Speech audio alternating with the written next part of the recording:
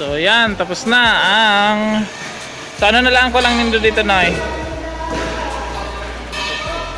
bubong at saka yung signage dito, yung pangalan residual garbage pickup station, Kasitmas pickup station. So ilalagay na yan dito, ilalagay na yan dito Digdi po sir sa iraming taon namin. sa araw. Okay, tapos na sila. O, kamusta yung yung project ninyo? Ayos man sir. Ayos man po sir. Ayos na. Yan, ganda Ganda. O baka baka mag-rosdos yan. Maurus yan eh. Alalay mo, maurus yan. Alalay mo, bagsa.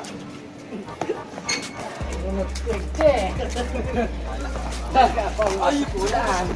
Yan. Up. Tulog ko malam.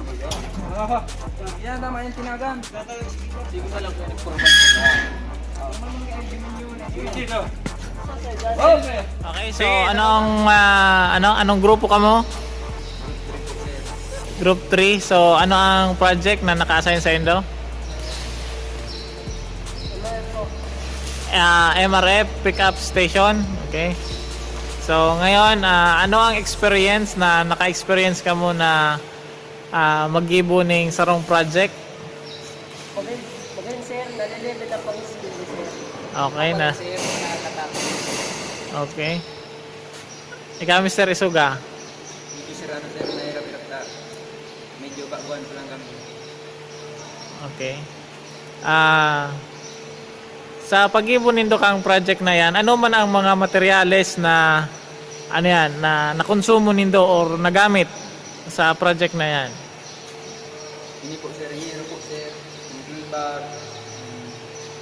steel matting, plywood, X-screw,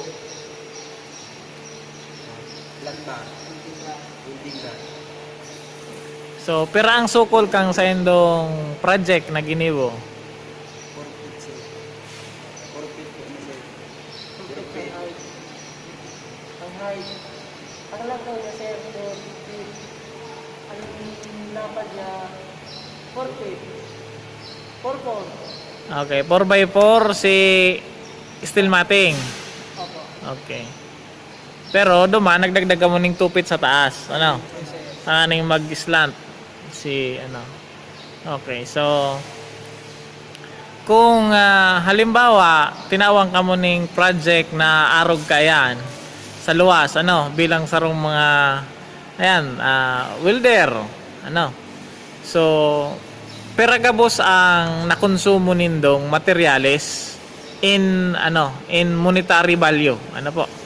So kung ito total yan gabos, pera ang nagastos gabos dyan sa indong project? Sa total po sir, gabos po sir, 9,748. 9,748 po. Bali naman sir, zero sa labor medyo. Kaiba na ang labor. So pera man inabot si labor nindo? Sa labor po sir, 3 days po sir.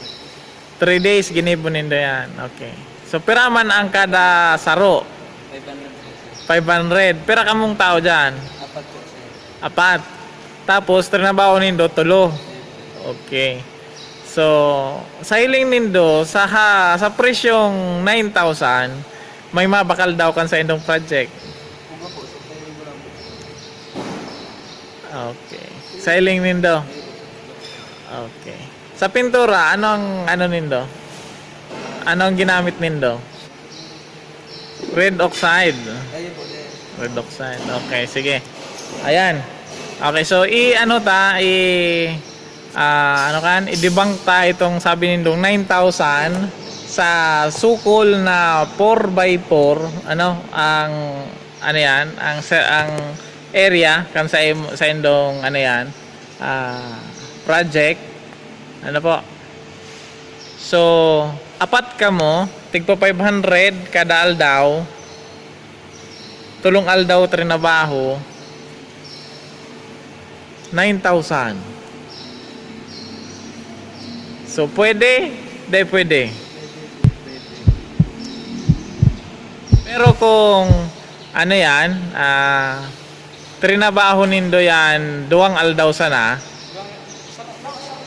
Oh, saro may banga sana. Pwede, ano. So, pwedeng mababaan si cost. So, na ano ka mo, na narugado ka mo duman sa labor. Ayun, sa labor. So, yan, pag nagkukwenta kang sa ano nindo, sa labor cost nindo, pwede man per square meter, kukumpyuto nindo yan. Ano? Kasi kung sobra mang kamahal ang ano nindo, ang sa indong presyo, so mayong mapatol na customer, so malulugi ang negosyo. Aya ba? Okay, so ano na mo, paaram na, shout out.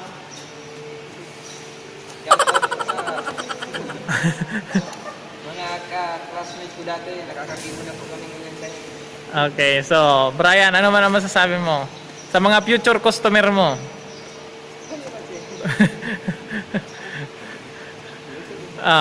Ayan, basket niya. sir. Basta, huwag pa ako sir.